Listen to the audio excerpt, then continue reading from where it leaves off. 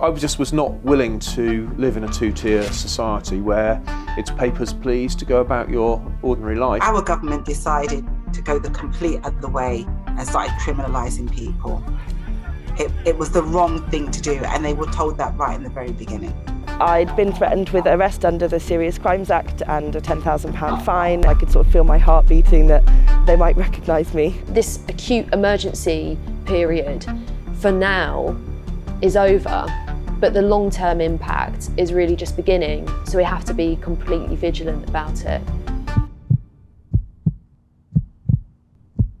2 years ago, the UK entered into a period which saw the greatest loss of liberty in our country's history. The spread of coronavirus reshaped citizens' relationships with the state across the globe. Extraordinary circumstances do require extraordinary measures, but a public health crisis does not necessitate the creation of an authoritarian surveillance state. Basic liberties were suspended by complex and ever-changing laws. New systems of digital checkpoints were imposed on us, and dissenting voices were quashed, both on the streets and online.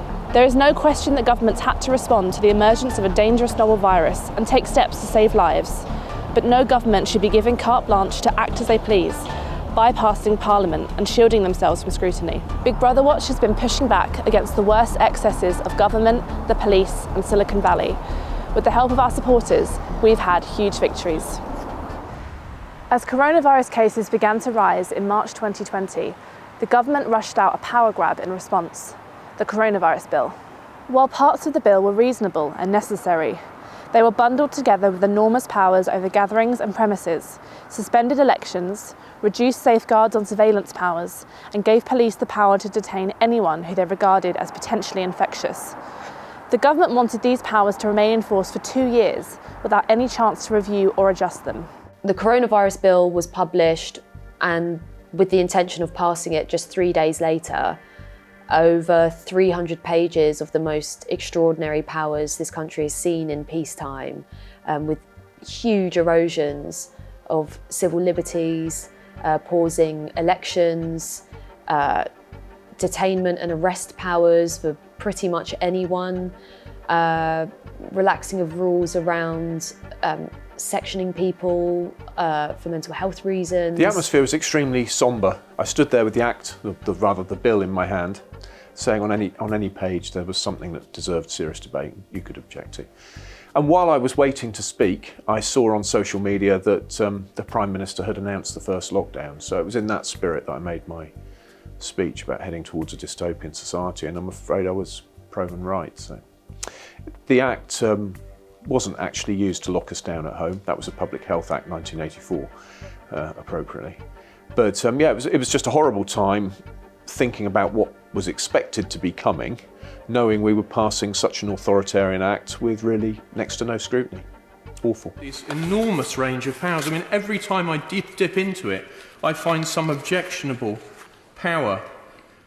There's not enough time to do it, but I've done it there. I can glance at it and see objectionable powers. There would be time to have several days of scrutiny with a proper piece of legislation, easily in time for March, April 2021. And I just implore to my right honourable friend, for goodness sake, let us not allow this dystopia to endure one moment longer than strictly necessary. And there was never any need for the Act. That's the irony of it. Out of all of the statutory instruments, which is where the government decides that they're going to put through emergency legislation, there was something like 398 statutory instruments, and only 17 of them came from the Act. So it showed that the Act wasn't really needed in the first place. I mean, it had such sweeping measures. You know, this Act gave the police extra powers, and we've seen the problems that came as a result of that, because the police didn't even understand the extra powers that they were given, and some police took it really to the extreme, you know, stopping people from having a cup of coffee in the park, or, you know, smoking a cigarette or whatever. And it was just ridiculous. These powers said that the police could arrest somebody if they suspected them of having COVID. We launched the 2 years too long campaign, demanding that parliamentarians get a chance to review the Act every 6 months, and we won. Within days, we rapidly analysed the coronavirus bill, published a briefing, liaised with other groups in the sector, mental health groups, human rights groups. We drafted a letter which was published in the Times before the Coronavirus Act was passed, with some really high-profile signatories from across all parties in Parliament and high-profile human rights groups, including Amnesty UK, making it clear that 2 years would be too long for the Coronavirus Act. And as a result of our campaigning, a 6-month review provision was put in. Of course, we would have wanted more, and more, a better review could have been done. It was so important that we acted really quickly at that time to give an analysis, to raise the alarm with parliamentarians and human rights groups, and that we made it really clear to government that we were going to be expecting really frequent scrutiny. On the same day that the Act was finalised in Parliament, the Prime Minister gave an emergency address to the nation, ordering us to stay at home. Not only were the restrictions punitive, they were at times arbitrary, confusing, or nonsensical. What was legally enforceable and what was just public health advice became deliberately muddled, leading to absurdities like the supposed ban on hugging, which, by the way, never existed. Lord Sumption, Supreme Court judge, said, "There is a difference between law and official instructions. It is the difference between a democracy and a police state. Liberty and the rule of law are surely worth something, even in the face of a pandemic." As restrictions became more confusing and complex, policing became increasingly untethered from the law. Families were told by police that feeding the ducks in the park wasn't permitted, that going for a walk whilst wearing jeans didn't count as exercise, and that Easter eggs couldn't be sold. People were fined for drinking coffee on a walk, for driving to the beach, and for sitting in their car with a sandwich, but still the government called for harsher punishments and increased enforcement of the rules. The hypocrisy of this position has been laid bare amid revelations of Downing Street parties. Just a few weeks before the Home Secretary's press conference, the Prime Minister and his staff were holding boozy quizzes and Christmas parties. In sharp contrast to the politicians writing the rules, ordinary people faced life-changing fines when trying to negotiate the complicated restrictions. Inequality has reigned throughout this period, with a postcode lottery of fines. Some police forces have issued 8 times more fines than others. Research by Liberty also found that Black, Asian and minority ethnic people in England were 54% more likely to be fined under coronavirus rules than white people. This is an indefensible statistic, but the government has refused our repeated calls for a review of all lockdown fines. What this legislation did was it gave a police force that already has problems with discriminatory behaviour extra powers.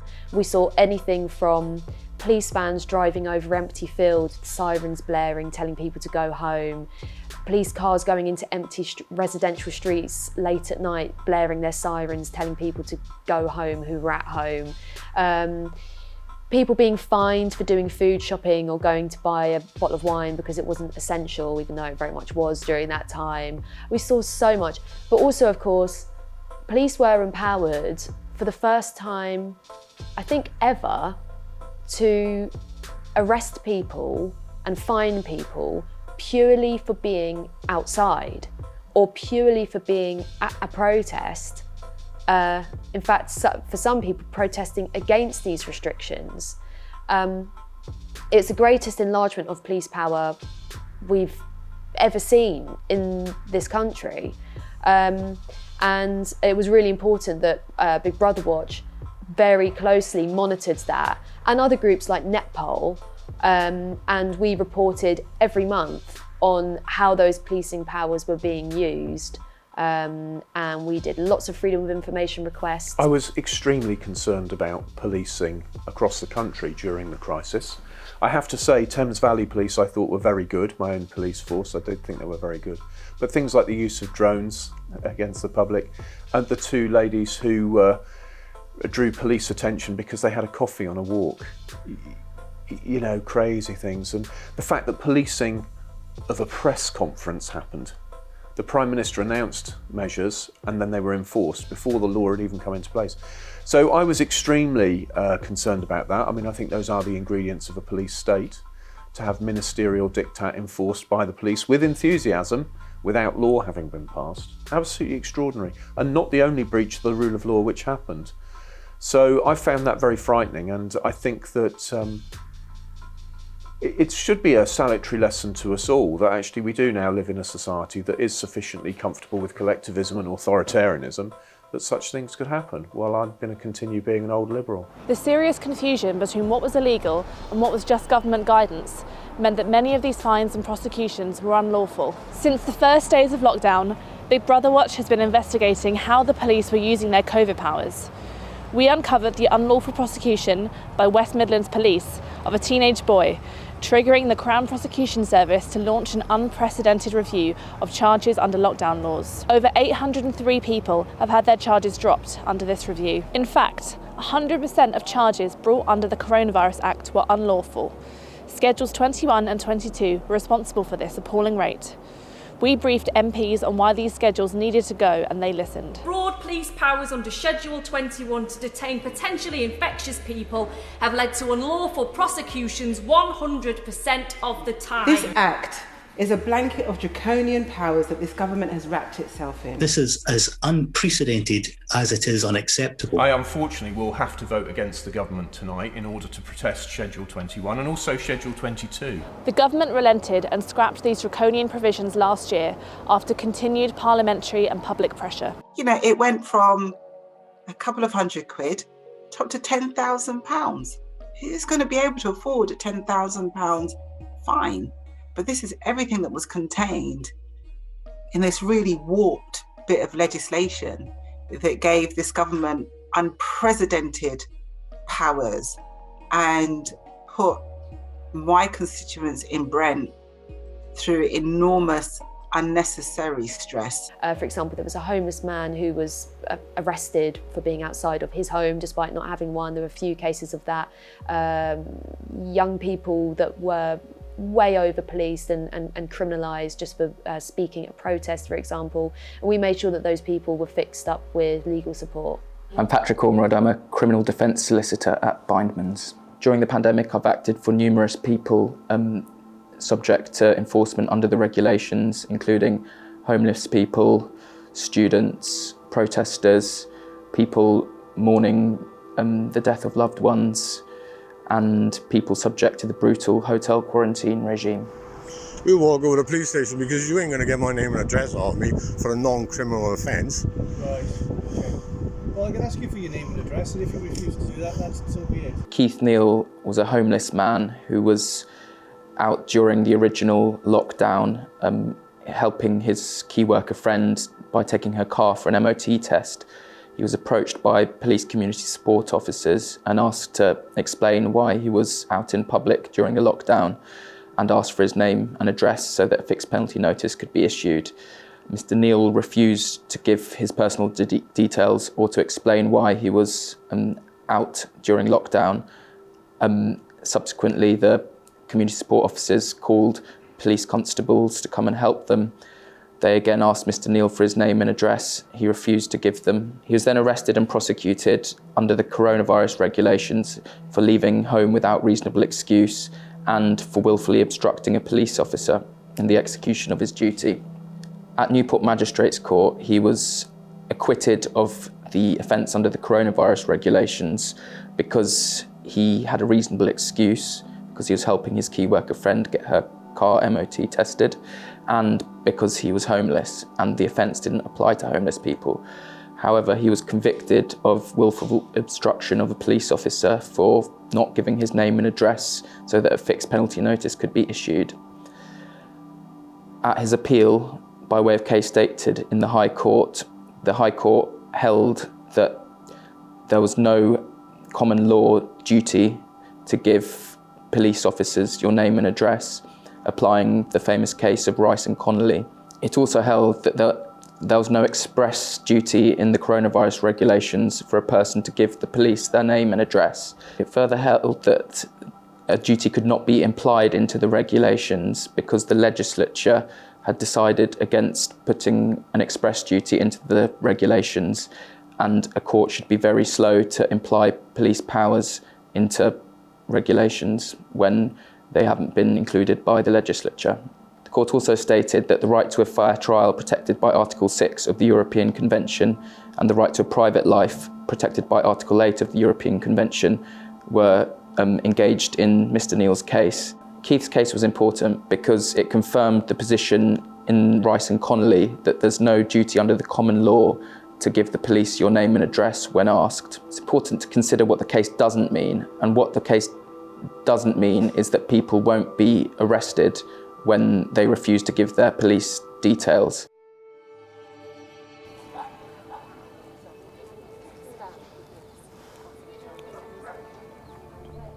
In times of crisis, the right to protest is more important than ever. We've been arguing from the outset that police forces should be working with protesters to facilitate safe protests, not trying to shut them down. A blanket ban on protest is not proportionate, and the right to raise your voice, no matter what your cause, should always be upheld. Big Brother Watch has been working behind the scenes to advise and support protesters, letting them know their rights and helping them navigate confusing and complex lockdown laws. After police forces repeatedly shut down protests, we coordinated a letter from influential parliamentarians and rights groups calling for an urgent protest exemption. Days later, the government introduced a protest exemption into lockdown restrictions, providing a vital safeguard for freedom of assembly.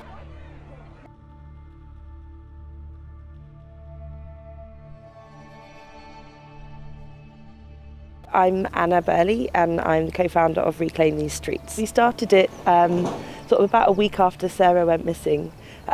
We obviously, as local women, felt really sad and afraid. We noticed we were changing our behaviour in fear. It felt scary and isolating being in lockdown at the time, and that feeling of solidarity is achieved by standing sort of with other women. So we wanted to come here, which was at that time somewhere we thought was one of the last places Sarah had been seen. Both sort of to have that feeling of solidarity and grief, but in defiance to at a society that means women aren't safe. The opposition to the vigil was very much around public health and COVID laws. It was framed as a kind of blanket ban on all gatherings. They didn't seem to differentiate between protest and a birthday picnic. We wanted a big location like this so that there was good social distancing. We were working with some trade unions and also recruiting hundreds of volunteers to be stewards. They were going to be in high vis. We were going to have them handing out masks. We were really explicit in all of our messaging around if you have any symptoms, don't come. If we were going to be streaming it, you can join us online. So seeing the scenes of how it was policed on the night and watching sort of police officers move in and pinning women to the floor was really gut-wrenching to see. I'd been on the Common earlier in the evening to do an interview, and I was actually really afraid to be here, even though it wasn't the timing of the vigil. I'd been threatened with arrest under the Serious Crimes Act and a £10,000 fine, and it was already quite a big police presence sort of early evening as people were laying flowers and walking past. I could sort of feel my heart beating that they might recognise me. We were able to do proper discovery of the documents at the time. So the police logs and risk assessments, and it's really lacking. We didn't really see any evidence of a risk assessment which weighed up either the necessity to facilitate protest under human rights law or public health, to be honest. Reputational risk seemed a bigger problem for the police than safety of women. So my name's Andrew. Dan and myself are running twice weekly, every Tuesday and every Wednesday, protest to try and save the lives of the millions of women and men and children in concentration camps and slave labour in the Uyghur genocide region in northwest China. Our protest consists of, it's very sort of basic on one level. It's taking a placard, standing on the pavement, on slow-moving traffic, on the North Circular outside Volkswagen dealership. During the corona lockdown time, we were strictly only the two of us, as we are today, and we didn't have any contact with each other. So we used to come separately in separate cars. We used to travel in cars by ourselves. We had no contact with any other person. Our two-person demonstration was completely safe. It had no danger of corona at all, and more importantly, it was completely legal. Well, the police came, and I think their first aim was to sort of break us up and say you're not allowed to protest. That was their default position. and we explained that what we were doing wasn't harming anyone, wasn't putting anyone in danger, and also the laws at the time. I know there were some emergency laws. We felt that we were acting reasonably because of the serious nature of the concentration camps, and lives were at stake. So we felt that one, we weren't putting anyone in danger, and we were entitled to protest. We were within the law, and so we had a bit of a discussion with the police. They left, and that was the type of interaction we had with them. They wanted us to leave. The police car drives up with its blue flashing lights, parks over there, and two officers get out, bring us together, and start talking to us at quite close distance. Now that was already against everything we've done, because we've now got 4 people standing close together, and because it's quite loud, you can hear it's quite loud with the North Circular, to hear each other, we had to get quite close together. So all of a sudden, because of the police interaction, we've now gone from a legal, non-dangerous situation to an illegal situation. The police told us what we were doing was illegal, and we had to go home. There's an appeals process to the complaint, which I made to the police, and I gave them, I showed them the law again. I said, no, the law says we were acting fully legally. Parliament had enabled us as 2 people. I mean, we could have been together, but we were never together, we were separate. But 2 people were fully legal to be outside, and that was many, many months ago now, 8, 9 months, and I've heard nothing since. Presumably that appeal is still going through the process. The reason I was there in the first place is because I'm a professional dancer, and of course with lockdowns, that profession was completely gone. You can't do that over Zoom. And although we were trying to, it is not the same, and there was no work, and there was no sort of reimbursement or any help of that sort.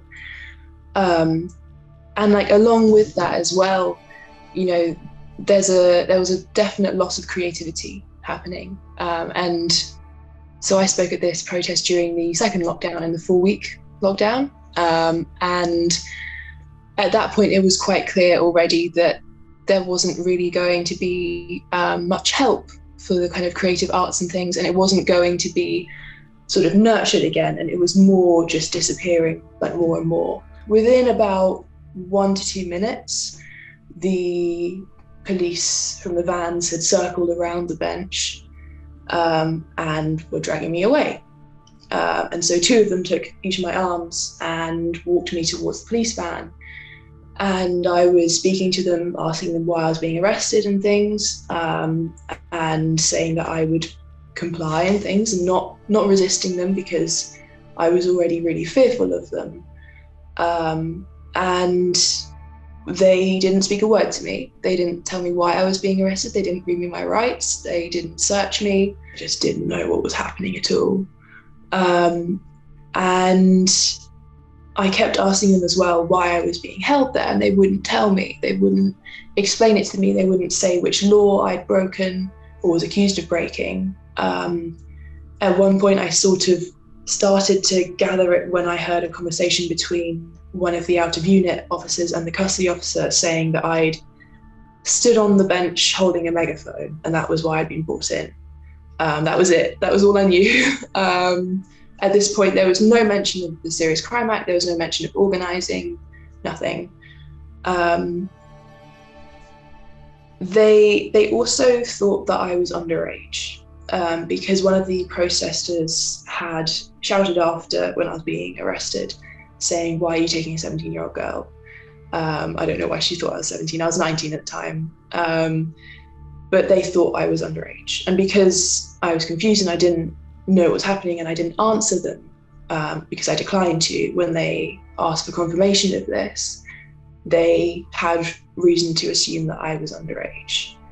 Instead, what they did, and what we can see on the custody records now, which we got through Freedom of Information requests, they actually gave me a fake birth date shortly after that, saying that I was 25, which of course I'm not. I was 19 when this happened. And it's completely fucked out of thin air. It isn't my birth date at all, obviously. And they used that so that they could fingerprint me. So then after I was booked in, they took me through to have my DNA swabbed, my fingerprints taken, and my picture taken. And I asked them if I was obliged to, and they said yes. I was arrested, of course, under the emergency powers for the declared pandemic. But for that, I was held in a dirty cell with crumbs on the floor and not allowed to wash my hands for 16 hours. So I think you have to sort of question, the continuity in that. It is vital that we can, as human beings, express what we think, what we feel, and have that freedom of speech and that right to assembly and to protest. Without that, we're not a democracy, in my view. Hi, my name is Krzysia Walinska. I am from Polish Migrants Organize for Change, and back in 2020, we were jointly organizing a protest with different feminist Polish grassroots groups to protest further restrictions to the abortion law in Poland. As Krzysia has pointed out, we had been starting to organize a number of protests as in the years preceding in opposition to the Polish government's actions to try and restrict abortion, in addition to a number of other authoritarian measures that the government had been trying to push through. Threats with fines were very frequent, and they were sort of directed at the organizers of the protests.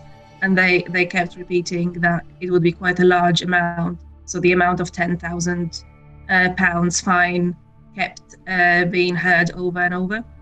At some point, I remember, I think we were directing protesters to you to help with what happens if individuals are approached by the police on the side of the protest and threatened with fine. From what we know about the spread of COVID after 2 years of pandemic is that the outdoor gatherings are less likely to cause infection and spread the infection. We were always having a set of wipes to wipe the mics and encourage people to test and do all the responsible things and maintain the physical distancing as well. I would say that during the beginning of the pandemic, I was watching in Poland and in Hungary how democratic freedoms were being limited, right? And it was easy to dismiss that is what happens in Eastern Europe, right? These are countries that are used to being under authoritarian regimes. Of course, this would happen there. Now, reflecting on where we are in the UK and the fact that the policing bill is about to do exactly what has happened in Hungary, what has happened in Poland, the kind of limiting of dissent, access to public spaces, I would say I'm very concerned. And then I wish that we had been more vocal and more vigilant in paying attention and not falling into the trap of the government saying it's just we're just trying to protect you. As our right to make our voices heard on the streets came under threat, the same thing was happening online. Before the pandemic, there were already moves to shut down free speech online and give tech companies more power to censor lawful content that the government didn't like.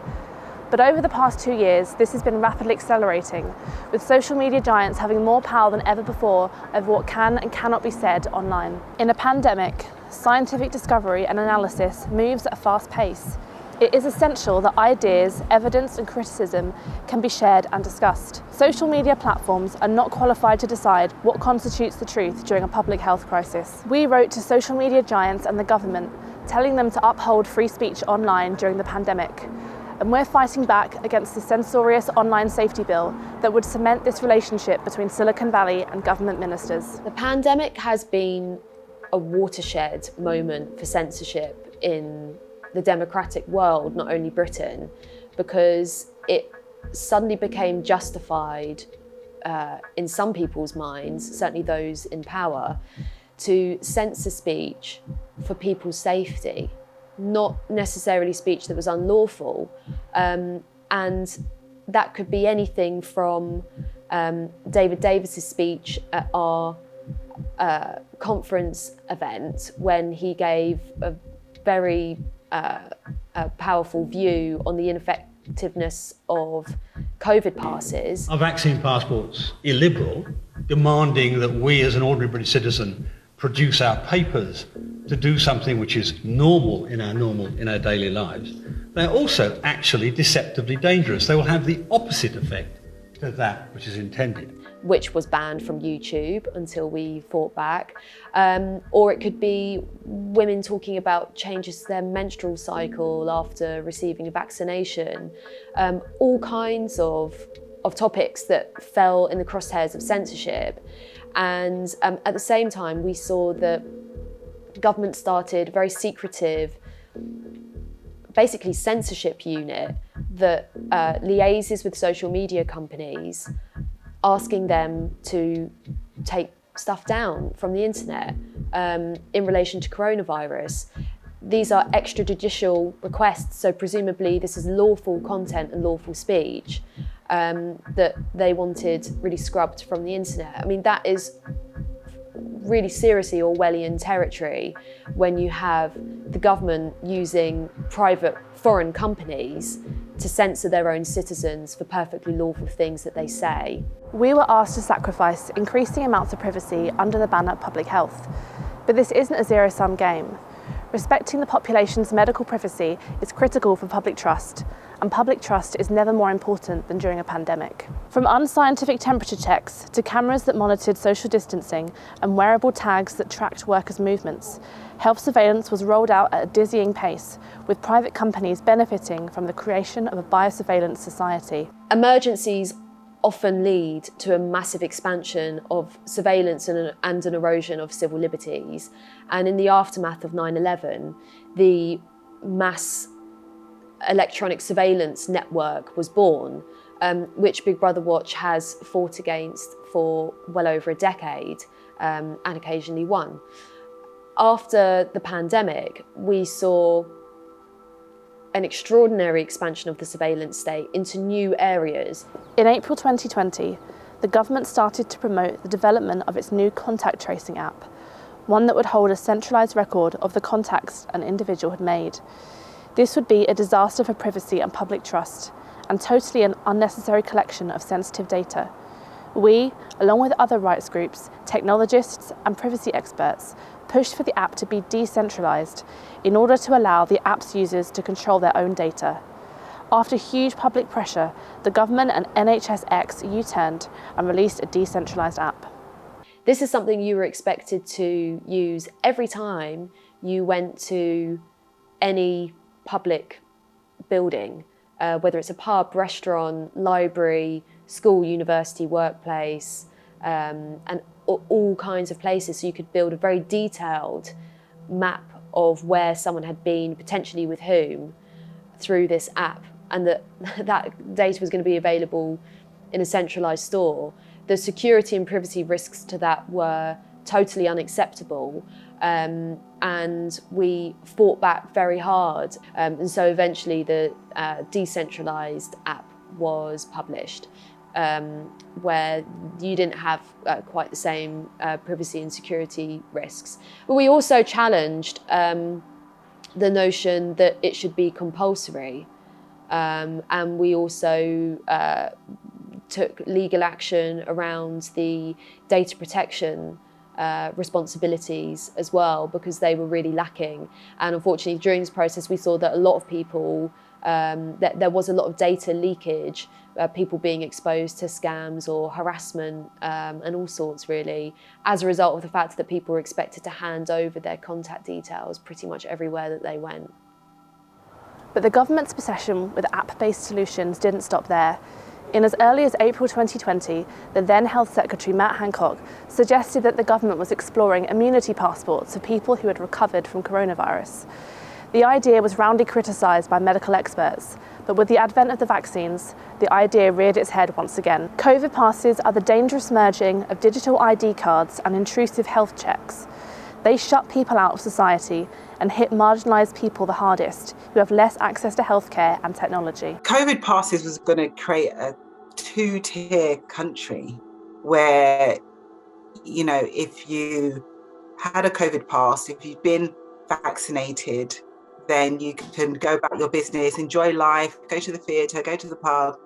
If you hadn't, then you were going to be ostracised from society.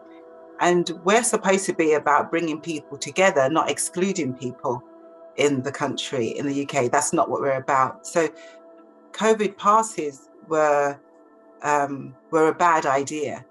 And, you know, at first the government said you get a COVID pass if you had 2 jabs, and then it was you get a COVID pass if you had 3 jabs. The greatest risk of the COVID pass was that it would introduce effectively a mandatory digital ID for everyone.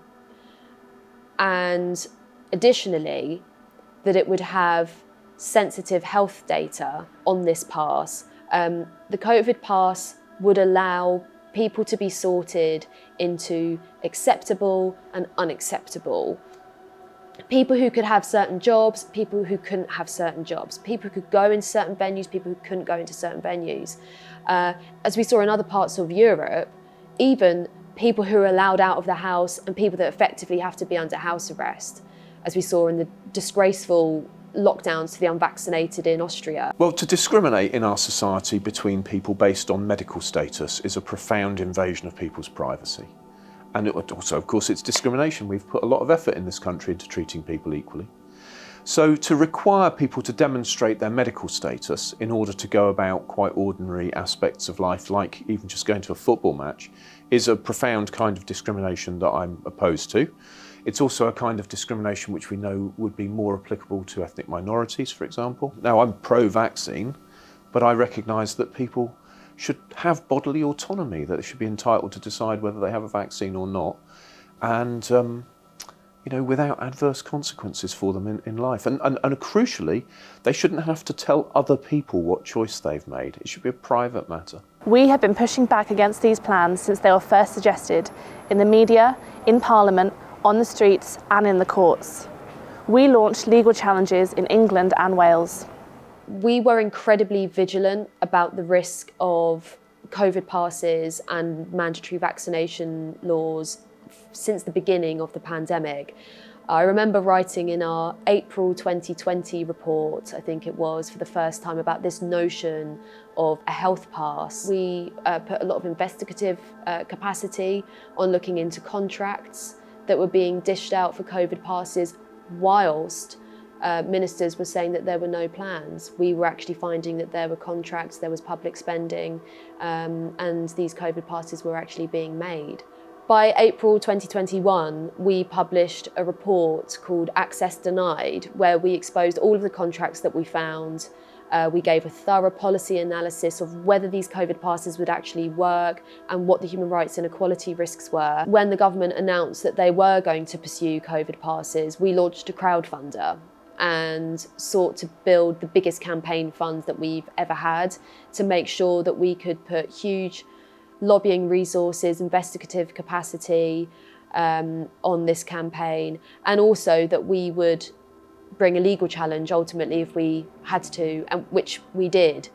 And the public response was absolutely mind-blowing. It was really heartwarming as well to stand with, I think it was just over 7,000 people who really generously supported that campaign. We had such a well-resourced campaign fund that we were able to put really significant lobbying capacity in the fight against COVID passes. We started 2 legal challenges. We were providing constant legal analysis, policy analysis, sending it round to parliamentarians. We bought digital billboards.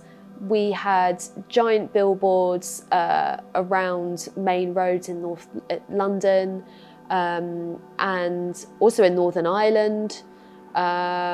We had ad vans circling Westminster saying no to COVID passes, and we even bumped into the health secretary when we had one of them out, which was good fun.